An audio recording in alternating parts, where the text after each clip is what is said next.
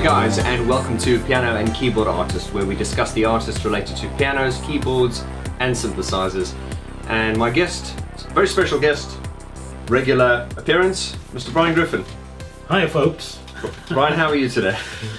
Pretty good, A bit hot and sweaty. It's it's good. I feel really on top form, ready to rock. No sunglasses today, Brian. No, I thought I'd make a change, and you can see how young I am. You know? Yeah, because some people were saying, why is Brian always wearing sunglasses? Is the lighting too tough? Well, it's pretty bright. Yeah, well, I said, you know, it goes with the rock star persona. I can't wear... I want to look like Ringo. Ringo. You're much cool. Well, the thing is, I can't wear sunglasses inside because I'm not a rock star. So Yeah. So you've got to have achieved a lot in order to reserve the right to wear sunglasses indoors, I think. Oh, that's very, very kind of you. Anyway, guys, so as you know, this is part of the album review series where I'm reviewing all Depeche Mode albums from Speak and Spell all the way to their current album, Spirit. And as you know, I get Brian in tandem with this series where we review the Brian Griffin album covers. And as you all know, Brian Griffin did all the artwork for all the album covers from Speak and Spell all the way to Black Celebration.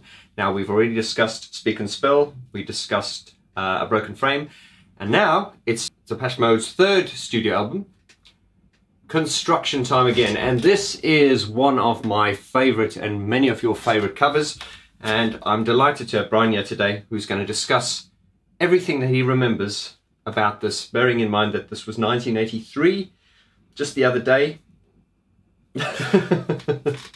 So I guess what I'm going to say to you, ask you is, Brian, anything you can remember. Let's start with, as we did, 1983.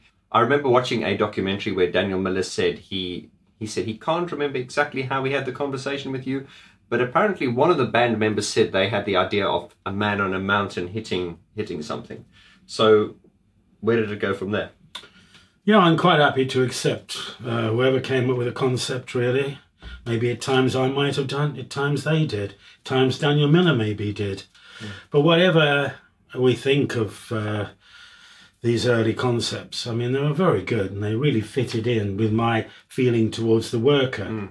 As people know, generally in my photography, I was really into photographing the worker. That's true, because the work, as A Broken Frame was a worker, and this is a worker. Absolutely. And so I was really happy about it. And to me, I think it's my favourite, really. I even prefer it to A Broken Frame. This is your favourite one? Yeah. And what's interesting is, Brian, obviously, whenever Brian would take photos, if you look at the photo on the back there, there'd be a whole series of these photos, and of course, the band would be given all these photos, and it was up to them to decide which one they wanted as an album cover. Well, it was a combined effort. I mean, obviously Daniel would have had a lot of power, Daniel Miller that is, and Martin Atkins would have had quite a strong say as well, because he was gradually developing into being a more, can we say, more involved with Mute Records than when he initially got involved way back on the second album, which is A Broken Frame. He started to get more and more involvement and much more power and control by so he had a lot of say in the matter. Yeah, I would have thought so. I thought they would really have listened to him. Exactly. And they would have listened to the band. I mean, the band are really lovely guys, you know.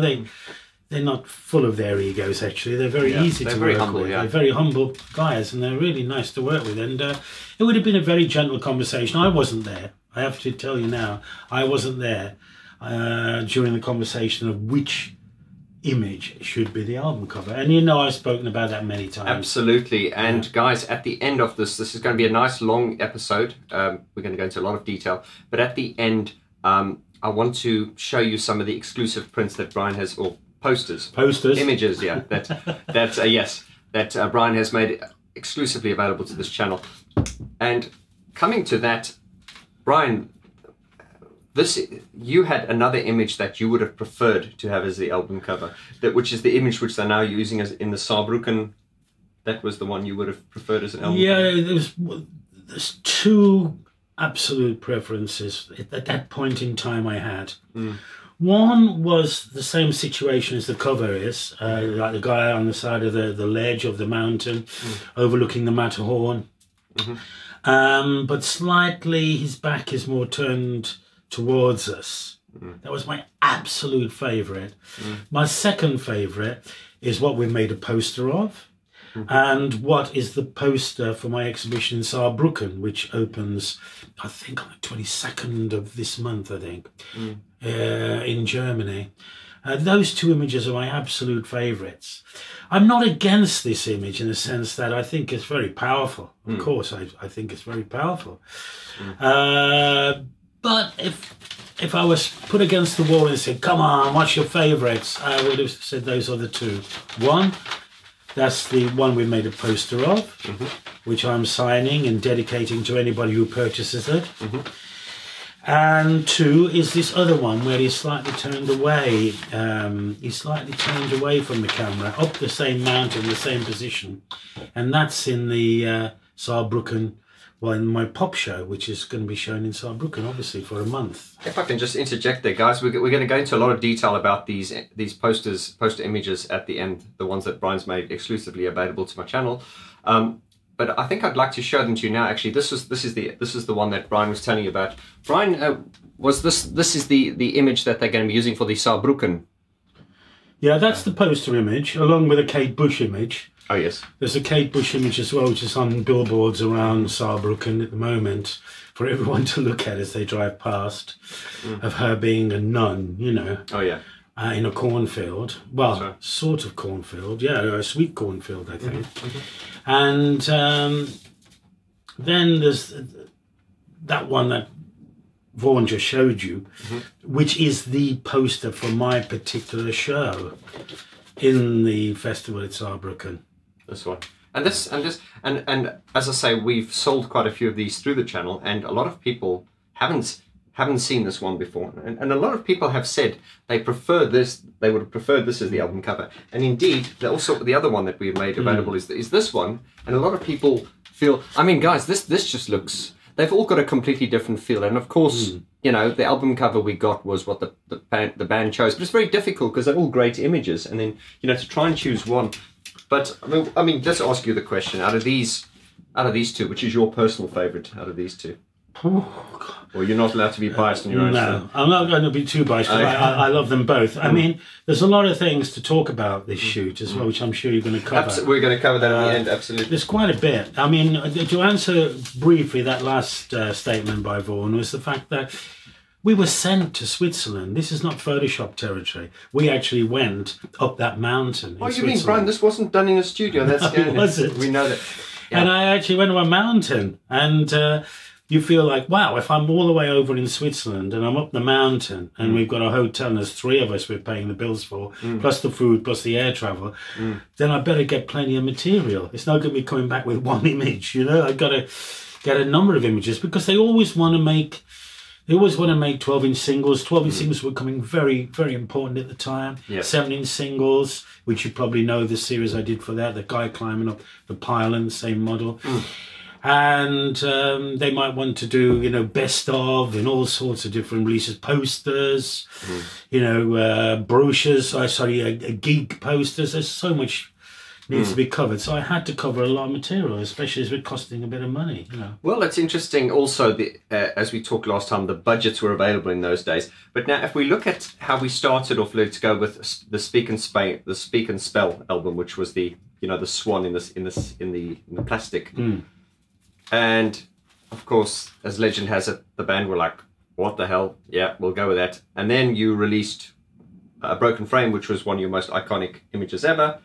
And now they've gone, okay, he's definitely the man to work with. So you're definitely on board now. So by the time it comes to this, they definitely upped the ante, because let's look at the locations. When you did the Speak and Spell album, it was shot here in Rotherhithe.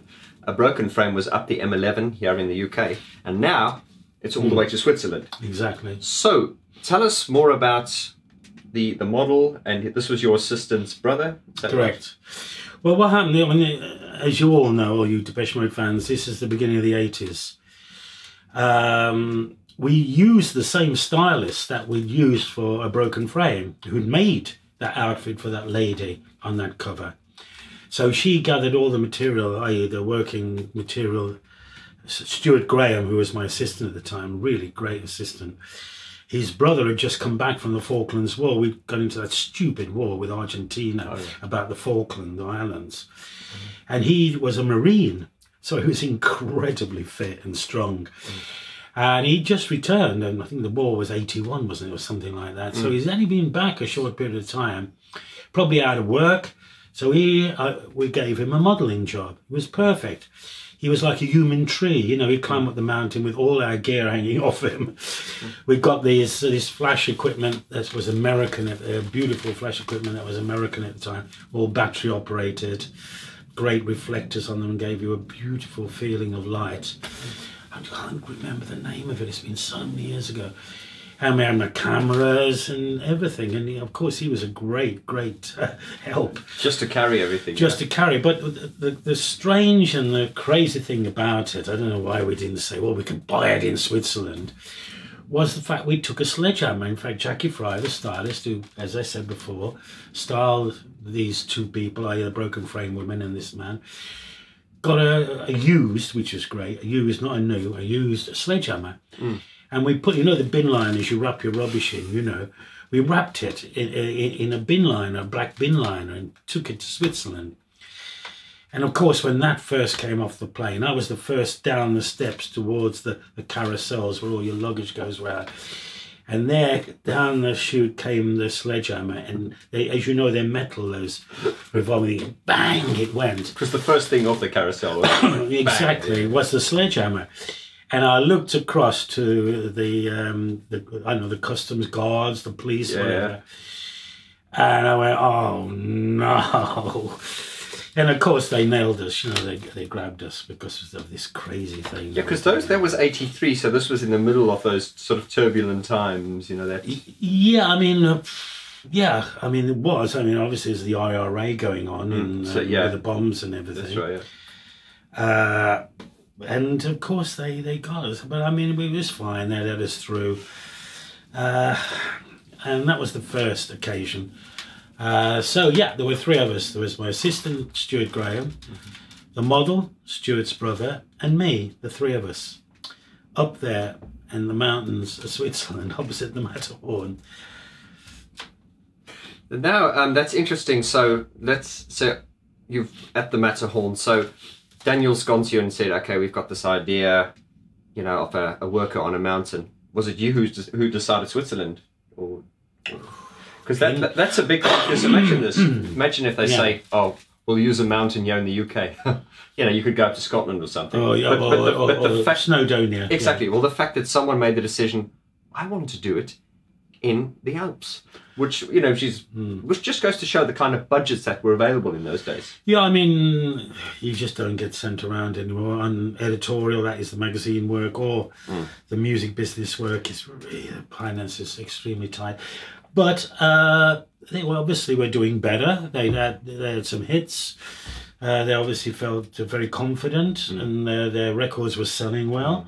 So they obviously had enough money to afford. I mean, we're not talking about loads of money to do this, but we're talking about enough money to do it. Certainly more than a band would spend on an album cover these days. Yeah, unless you were Elton John, of course, the Beatles, or the Stones, or you know, what's his name now? I can't remember these bands, but anyway, yeah.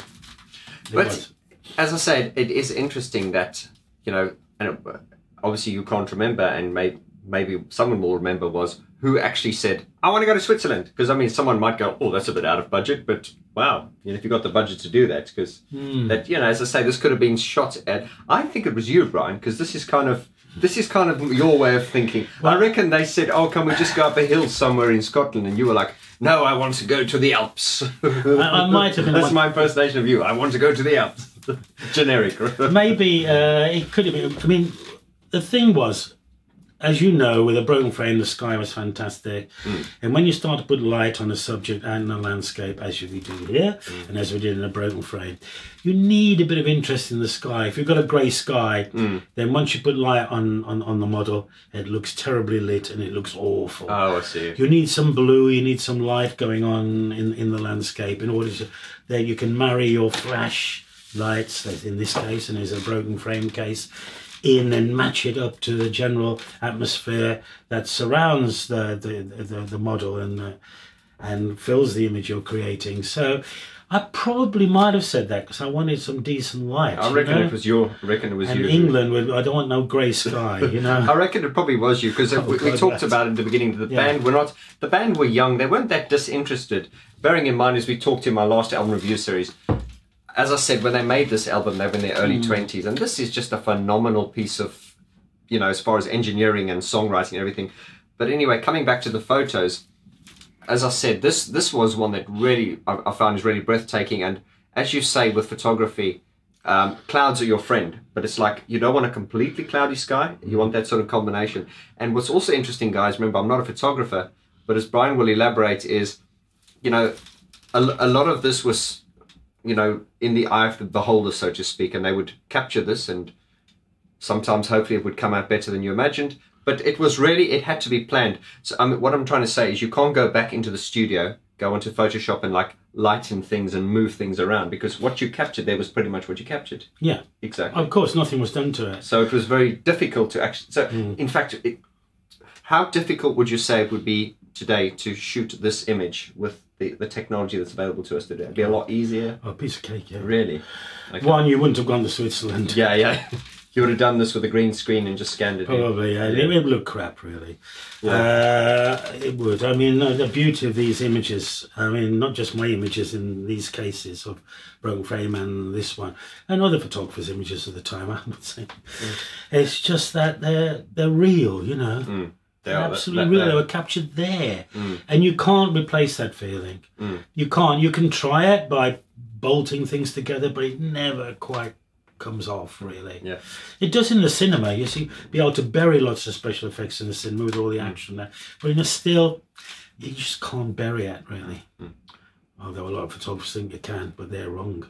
So Brian, was this an easy photo shoot? Okay, obviously there were a lot of logistics involved. It was going to Switzerland, going up the cable car, but was it, let's say, as far as, or let's take the 3 albums to date. You did Speak and Spell, The Broken Frame, and Construction Time. Which of those 3, obviously they all pose their own challenges, but which of those 3 was the most difficult, and which one was the easiest of those 3? Okay, let's go through it all. Extremely easy, obviously, Speak and Spell. It was in my studio, control situation, all the time in the world. So you had complete control over all the control. Yeah, that's right. Then we move on to A Broken Frame, where we had all the weather going crazy around us. We're under a lot of pressure. Obviously, just getting to the landscape where we're the cornfield, that is, where we're going to shoot it, and the expense involved. It had to be shot, really. There was too much to lose if we had come back and said, sorry, we couldn't do it. So there's a lot of pressure on it, and thank the Lord that the clouds opened for that very brief period of time. So that was quite stressful. And the third one is the fact that obviously I've got to live with the success of that Broken Frame. Broken Frame was rapidly becoming a major photograph. Rapid, as you know from the previous talk, it was regarded as the finest photograph taken in the UK that year. As I said to you, I went on the stage at the Albert Hall to collect the gift, you know, for producing, or sorry, making the best photograph of the year out of all photography done in the country. So the pressure was on. Obviously, the band would have loved it. Obviously, Daniel Miller would have been excited about it. So I would have had total support for this third one. Absolutely, yeah. Total support. So I got to produce something really good. I see. So I was obviously under a lot of pressure. I think the stress was a different stress. Yes. But it was phenomenal, really. And I wanted to do a great one because I wanted to really build this up, you know. And as I said to you in early programs, is that the only way we had a chance of speaking about ourselves and why don't you work with us individual photographers was people seeing our work. And there's nothing better than the music industry, because it was in all the record shops, mums, dads, uncles, cousins, family, friends, they all saw your work. So if you, and everybody who wants to give you a job saw your work, both in the music press, in the record shops, everywhere. So, you know, the pressure was immense, actually. So it had to be good.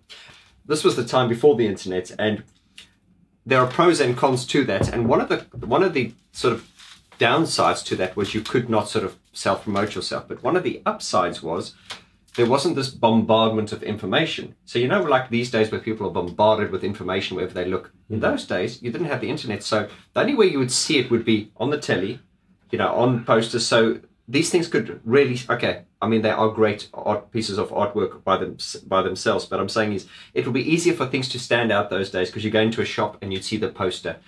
People were sort of like more outward looking at billboards and rather than looking at their phones. If I'm making sense. Yeah. I mean, there was a lot of illustration used in album covers, of course. A lot of illustration and not photography. Yeah. Graphics and illustration, fantastic album covers. Some of the greatest done by my friend Barney Bubbles, a genius, produced incredible album covers with no photography. And then there was photography. But there were a lot of photographers, please forgive me for saying this, that were not that creative. So we'd just capture a normal image that would sit on the cover. You talk about Anton Corbijn again. Cut. And they would just, very few photographers that had the capability of producing, can we say, a creative image that they thought up, essentially themselves, and captured it. So if you produced a good photographic image in those days, because we weren't bombarded, as Vaughan just said, they would really stand out. And these images for Depeche Mode at that point in time really stood out. And they have stood the test of time incredibly well, which I'm excited about. So I never knew they would stand the test of time. It was another job. I put every effort into it, and I wanted them to be good for both my own benefit and the band's benefit. And they have stood the test of time. They don't look old-fashioned and all that, So this was a memorable experience going up going. And how long did this take? Did it take were you up there for a couple of days, but done in a day? A day. So and you were, and once again, as with the other ones, you clearly had in mind this is what you had in mind. Obviously we knew that it's going to be a worker with a sledgehammer, and that was all. And then we had to create images based upon that. Obviously it's a very dynamic setup of a worker with a sledgehammer, and obviously the influences come into play. The influences from both Russia and Germany through the 20s and 30s start to feel their presence, and obviously looking slightly up at the worker gives him an heroic position rather than being sort of humble and the boss is going to tell me off type of worker. He's like a very strong worker. It is a very glorious kind of look. And also obviously like the mountains in the distance, and the sledgehammer would come down on the mountain. Obviously if he swung it, that's just a slight aesthetic thing. And how, he wasn't exactly on a cliff edge here, but how dangerous was this? There was obviously a certain amount of risk involved. There's a certain amount of risk. Obviously there was not only me, but there was my assistant Stuart. He'd be up there as well, because you can see light is coming from various angles. Obviously, I think there was the light from the front onto here would maybe from a light on a stand, I would have thought. The light from the back might have been a light from a stand, or it could be handheld, and it would have had a gelatin, like a warm filter on it to give it some warmth from the back here. And what else would have come into play? He would have... Obviously, due to the fact he was a Royal Marine, which, as you know, are pretty fearless soldiers, he would not have been petrified or scared of being in this, can we say, rather vulnerable position. Maybe the layman, an average person, would think, "Oh, I'm not going to stand up there." Well, isn't it true that they're going to use Fletch to do this? Swinging a banana. Cut. No, we'll leave that in. I've thrown you, Brian. Sure, yeah. And so, Brian, if there's any sort of like geeky, because there are a lot of geeks that watch my channel, what type of film did you use for this? If it's at the time, as I mentioned on the other programs, we shot everything on transparency. That is a positive film material, as you probably know. Everyone used to use them at the time to project their slides onto a screen or whatever. That's what we shot with in the music industry. We didn't use colour negative or anything like that. We used positive film, colour film.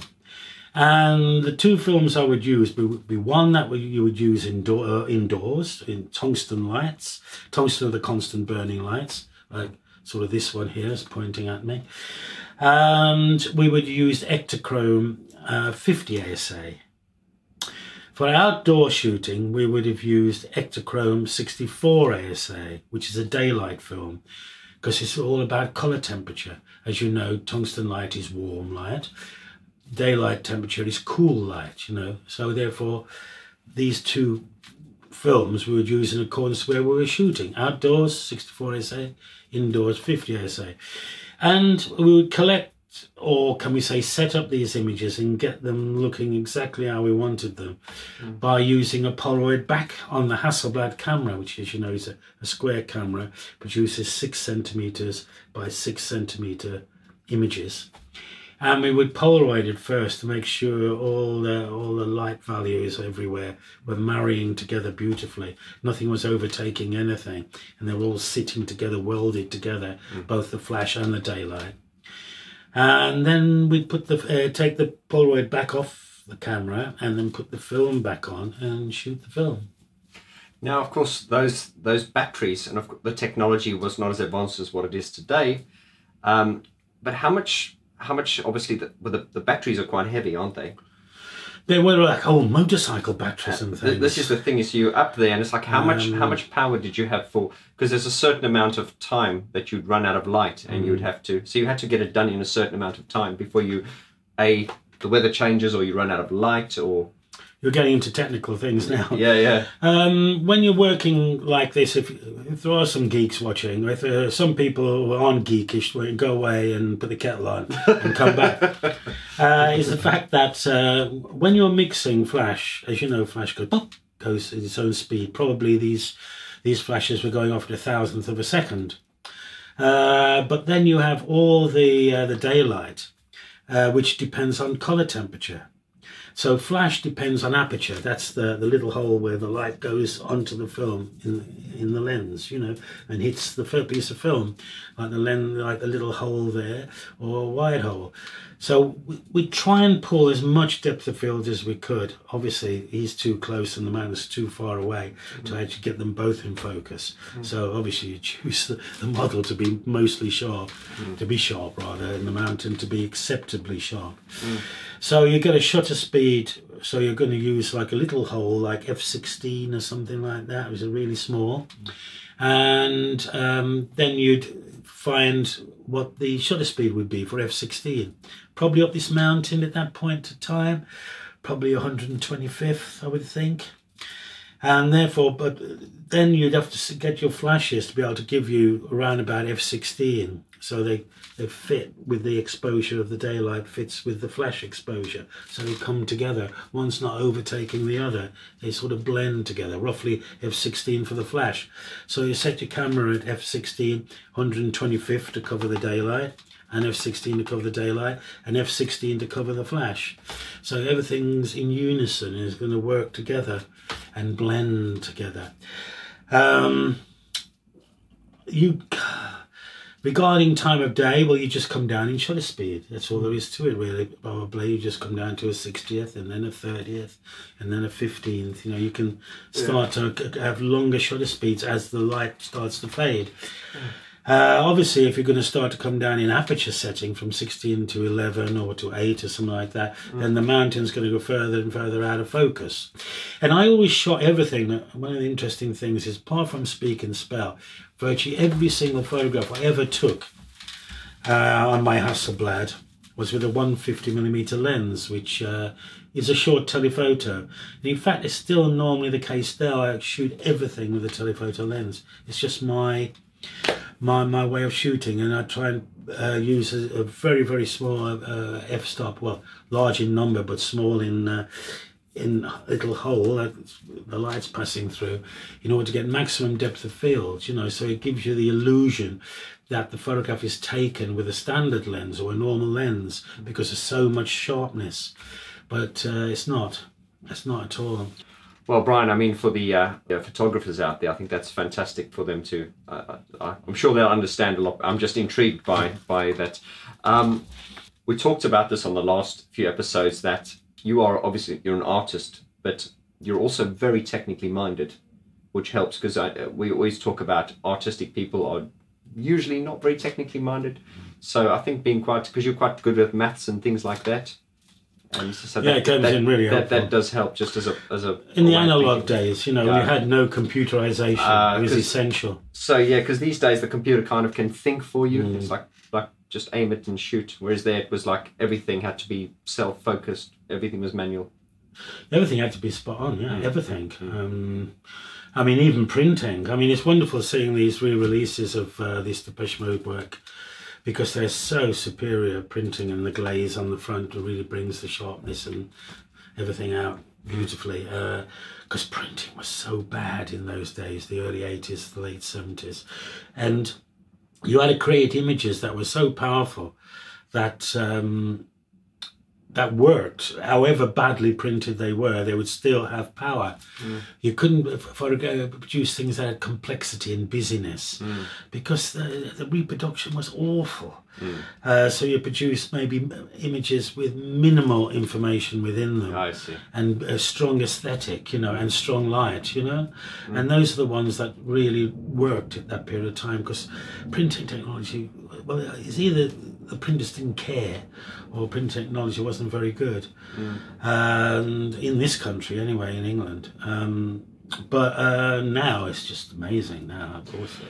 Well, I think that brings us perfectly into the prints that we're going to talk about now, Brian. We talk about the prints, posters. The posters. Now, Brian has to keep correcting me. I'm sorry, as I say, I'm a music guy, so it's good that he keeps correcting me. There's a difference between a print and a poster. Yeah. Now, Brian does, as I say, you can purchase some of Brian's original prints by contacting him at brian@briangriffin.co.uk. Now, if you guys know that some of you have contacted me just wanting to get hold of some of Brian's iconic artwork at a more affordable price. And it's something that I've thanked Brian for before, and I'm going to thank him again for making this exclusive collection available to my subscribers and to, you know, the people. It's just nice that you've made this available to people out there who want a part of your legacy and a bit of the Depeche Mode legacy, but couldn't afford the original prints. Yeah. So these are available. So we've had these posters printed. Now the reason I get posters and prints mixed up is because these look so good to me, I can't tell the difference. They are very good. They are very good. So what I'm going to pull up here, guys, these are the approvals that we got back from the printers.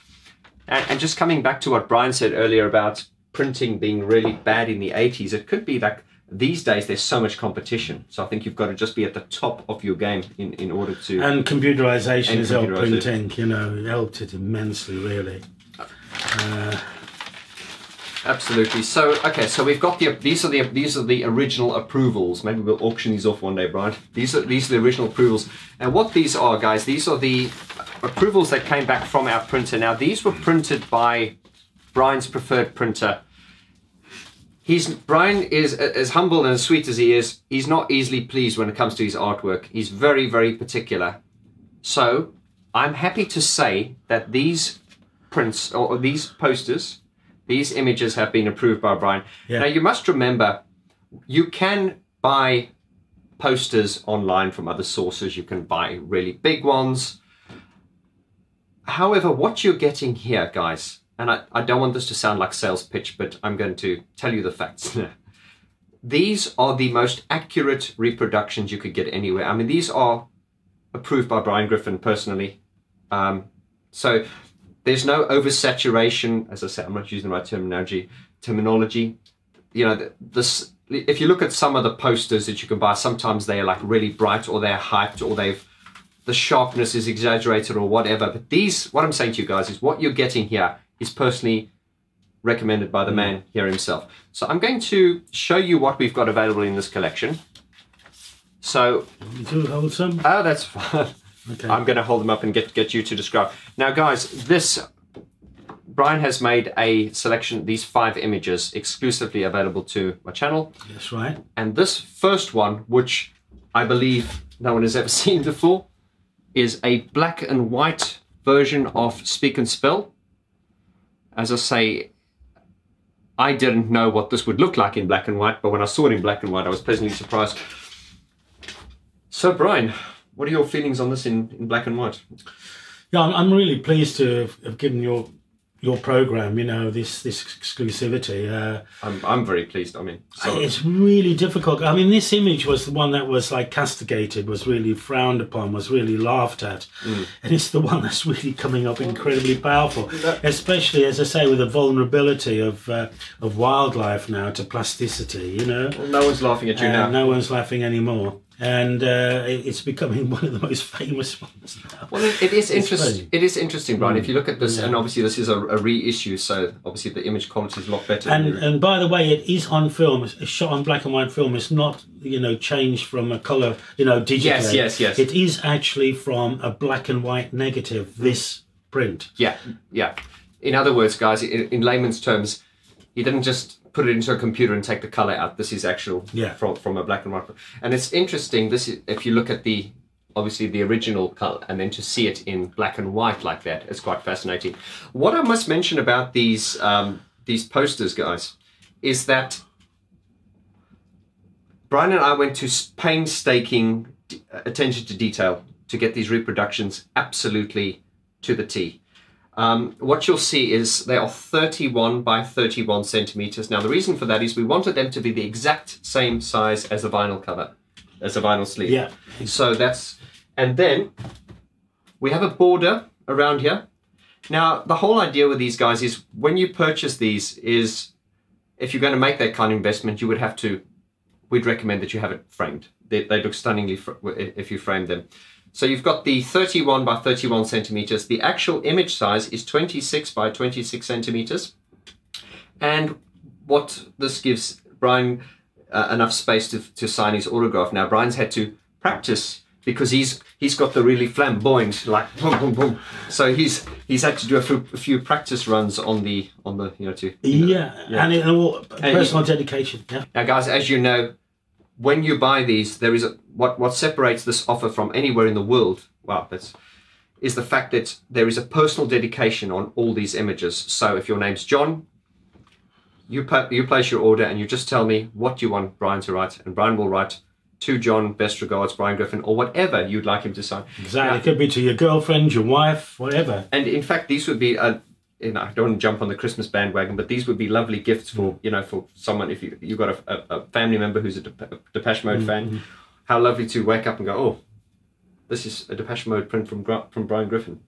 So Brian will sign it any way you want. You can even sign it on the back if you want. For I think collectors usually do that. But anyway, that was like just a general chat about the prints. I want the posters. I want to show you the next image. So that's the first one. This one we're calling Spick and Spell Black and White, for obvious reasons. The next image which Brian has made available to us. Now this one is, I believe this is one of Daniel Miller's personal favourites. And we never saw it until the latest release, did we? You can show that. This is absolutely stunning, yeah. Have you got the album here? I've got the album, yeah. You can just hold that up, please, Brian. Yeah. And I've got the vinyl here on the... Oh, that's right. This is the... Yeah. This is the gatefold, yeah. And this is the... And inside, yeah. And the inside was... was it on the back? Where was it? I saw it. I saw it on the vinyl here. I saw it on your vinyl. Yeah, it was on my vinyl. I think if you pull the sleeve out... There it is. Yeah, so it's actually... If you've got the gatefold reissue, and you'll see it's actually that one. And... Yeah, that's the exact one. Wow. Yeah. Thank you, Brian. Pleasure. So that's image number 2, which is part of this collection. Now here are two that are very popular as well. Actually, I can't.